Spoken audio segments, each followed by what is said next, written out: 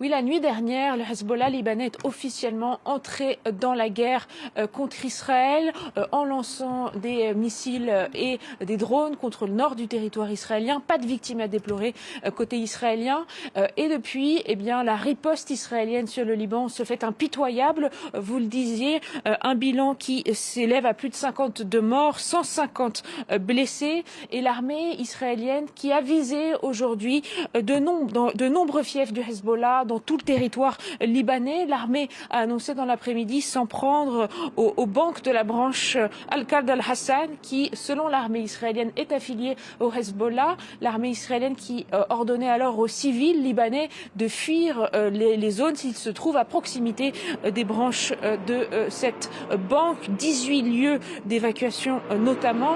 On a donc vu des images montrant des dizaines de milliers de civils sur les routes, des civils qui fuient aussi le sud du Liban où une cinquantaine de villages ont dû être évacués sur ordre de l'armée israélienne. C'est clairement le scénario catastrophe pour les civils libanais et pour l'État libanais, puisque les Libanais espéraient que le Hezbollah potentiellement ne se joigne pas au conflit. Le mouvement chiite libanais avait donné quelques signaux contradictoires. Avant samedi dernier, il disait qu'il tenterait de s'abstenir d'entrer dans le conflit entre Israël, les États-Unis et l'Iran. Il était largement affaibli depuis la guerre de 2024, mais le Hezbollah avait dressé une ligne rouge si Israël ou les États-Unis s'en prenaient au guide suprême Ali Khamenei. Or, eh bien, Israël a tué ce guide suprême Ali Khamenei samedi dernier.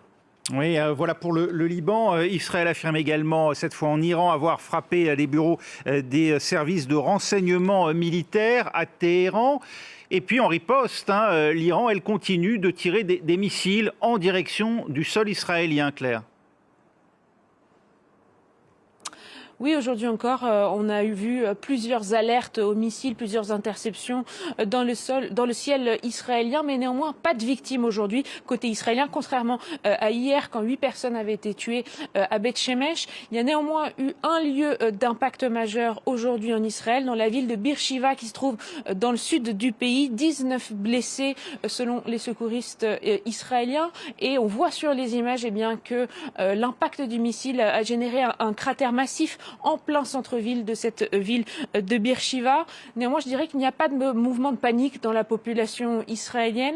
Les civils israéliens sont disciplinés. Ils écoutent les consignes du front de commandement intérieur qui intime à tout Israélien de se diriger vers les abris lorsque les téléphones du pays sonnent ou lorsque les alertes retentissent dans les différentes villes israéliennes.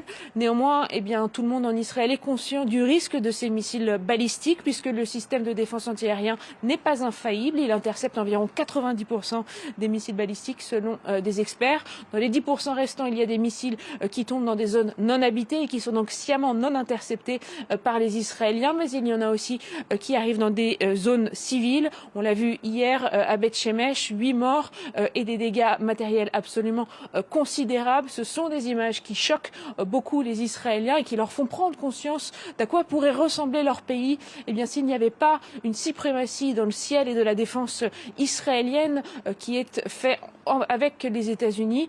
Donc en Israël, grosso modo, le bilan de la journée, c'est le soulagement qu'il n'y ait pas eu de victimes, mais la crainte est bien que d'autres événements comme celui de Beth Shemesh ne se multiplient dans les prochains jours si l'Iran continue sa riposte avec ses missiles balistiques.